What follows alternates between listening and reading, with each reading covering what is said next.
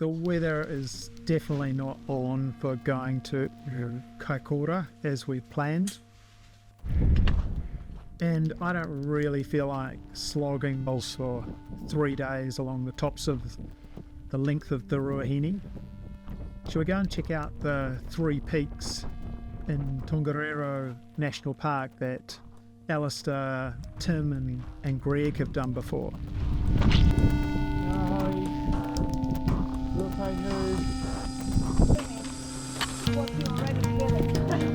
Yeah.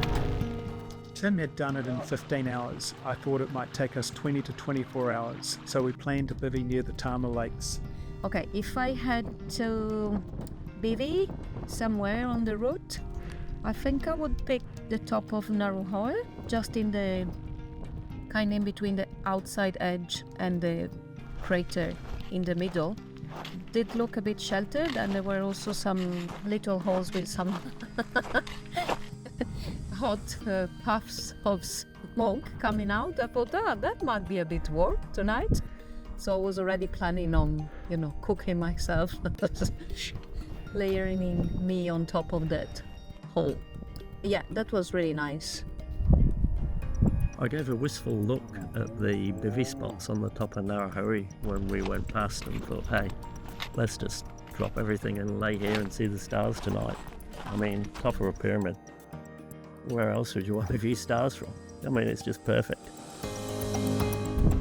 I saw lots of great bivvy spots along the route.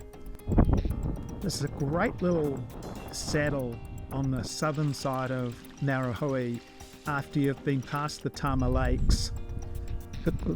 Before you get onto Ngauruhoe properly, some big rocks to get shelter, and there's some water there as well.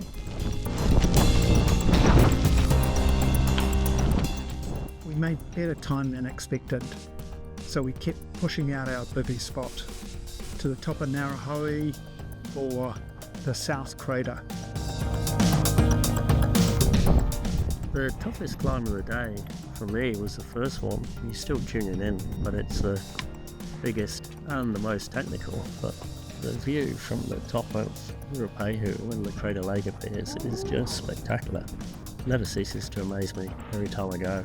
Oh, I think it was tough for me the last third of Ngauruhoe because it was very gravelly and there was scree, and every step up I was just falling half a step back.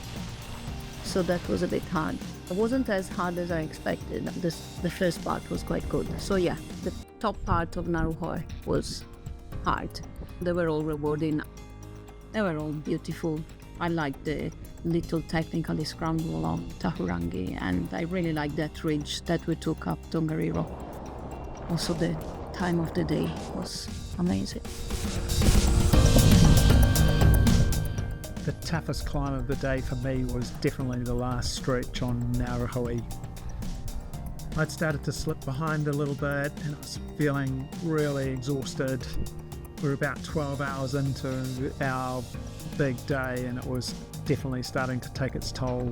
I was starting to feel a little dizzy and lightheaded, and it was time to find some more energy from somewhere, and it just kept on going and going.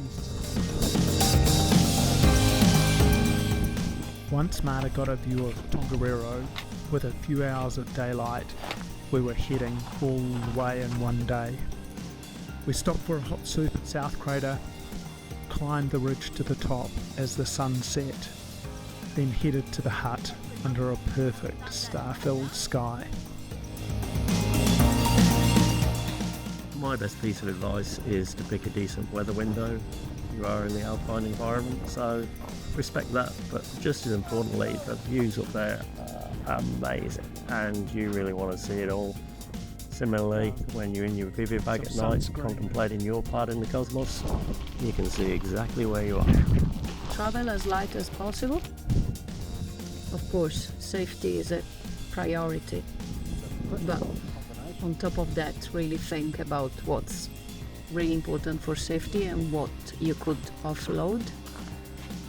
So if you have a bit lighter pack, it's gonna be easier. Having the right company, having some good weather bomb-proof weather.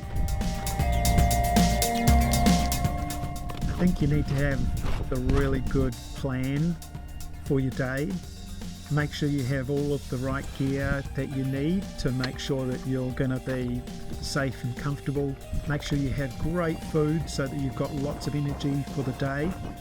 If you've got those things in place, you can relax and enjoy being out there in that incredible environment.